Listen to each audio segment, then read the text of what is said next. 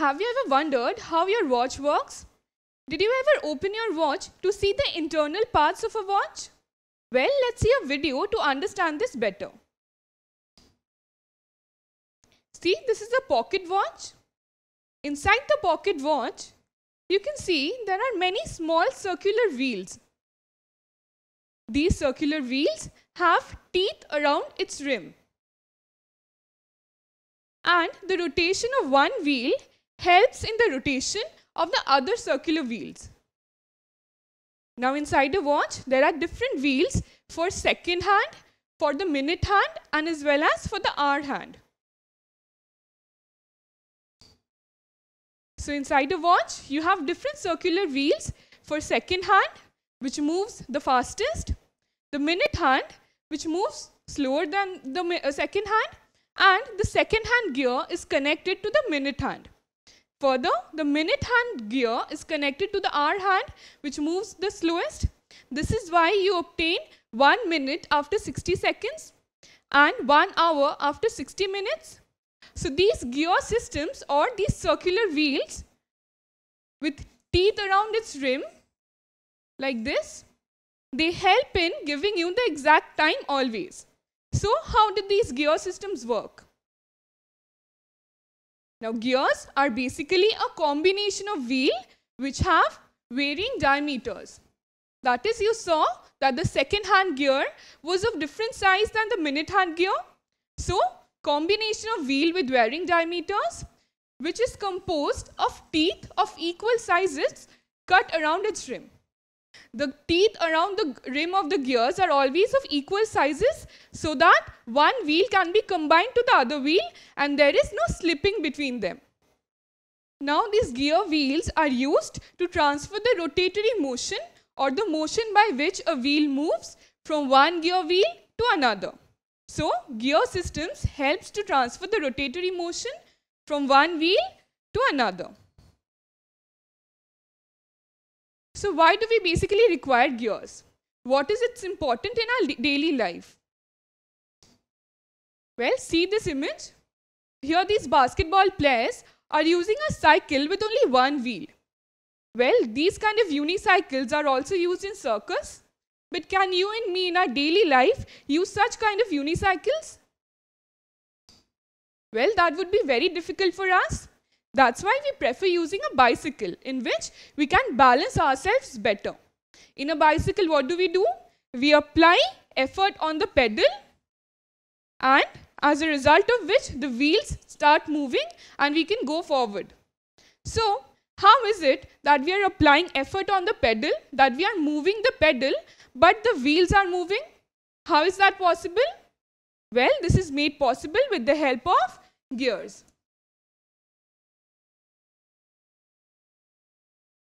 So there are gear systems in cycles as well. See, in the pedal hub or the crank wheel, gears are present.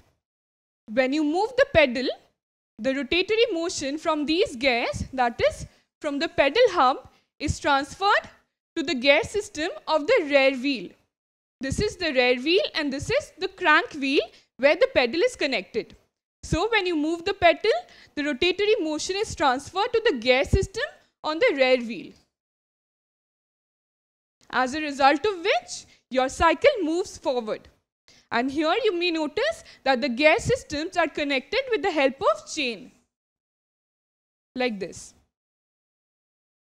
So, gears in a bicycle transfers the movement from the pedal to the wheels. So, gears are a type of simple machine, because gears are helping us to apply effort at a convenient point, because it would be difficult for you to apply the effort directly on the wheels. That is why you are applying the effort on the pedals. So, gear system help us to apply effort at a convenient point, and also it allows us to increase or decrease the speed. Now in all power driven machines, that is machines in which an engine and a motor is present, there is two types of gear wheels. One wheel which is connected to the power system or to the engine, and another wheel which is connected to the motor which will move. So the wheel which is connected to the engine is known as the driving wheel. And the gear wheel which is connected to the motor or to the load is known as a driven wheel. You know, in all simple machines, there is an effort and there is a load. So in this case, in a gear system, the driving wheel is the effort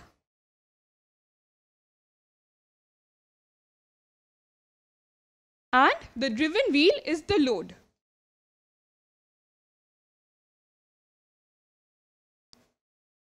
Now, the gear wheels of a gear system can be connected to each other in two ways. They can be either connected to one another with the help of chains, like you saw in the bicycle, or see in this flour mill, in this machine for grinding of flour grains, gear systems are connected with the help of chains, like this. Now, gear wheels can also be connected to one another by direct contact. In direct contact, there would be no chain, but each of the wheels would be tightly connected to one another and the rotation motion of one wheel will be transferred to the other wheel.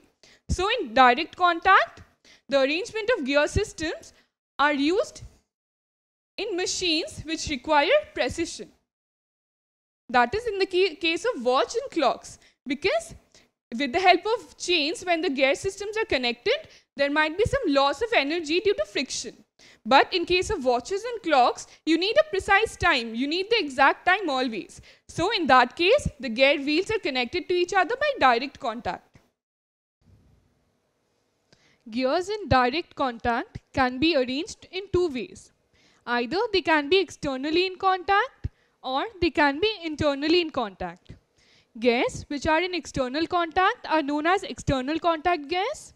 Here, the two gears are moving in opposite direction. See, the first gear is moving in a clockwise direction, whereas the smaller one is moving in an anti-clockwise direction. But in case of an internal contact gears, the two gears move in same direction. See, in internal contact gear, the bigger gear has teeth on its internal side and it is moving in the same direction like the smaller gear. Both are moving in clockwise direction. So, in external contact gear, movement is in opposite direction, whereas in internal contact gear, both the gears are moving in the same direction. Now, so far you have seen that two wheels are connected to one another, either externally or internally. But let me tell you that more than two wheels can be connected to one another. This is known as a gear train.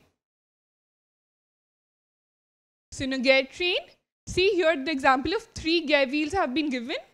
The first and the last one move in the same direction, but the middle one move in an opposite direction. So the gear systems which I showed you, which were externally contact or internally contact or gear trains, are used in very big machines in order to transfer the energy from the engine to the motor. See here, a big machine in an oil factory uses a gear system which is internally in contact to one another. So this kind of contact is known as internally contact.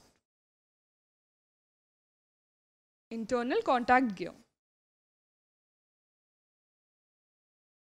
Here you can see 3 gears are connected to one another. So this is an example of a gear train.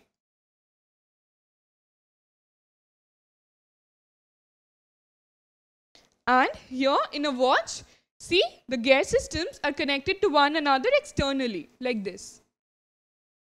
So this is an example of a externally contact gear.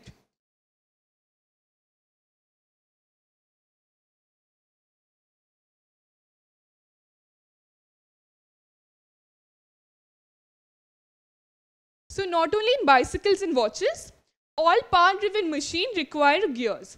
So in a car, a complicated or a complex gear system is present inside a gearbox, and this helps the driver to change the speed accordingly. So in a car system, a combination of gear is present. So gears are very helpful in our day-to-day life. Those can be either externally in contact or internally, or they can be connected to one another with the help of chains. And these help us to transfer the rotatory motion from one point to another.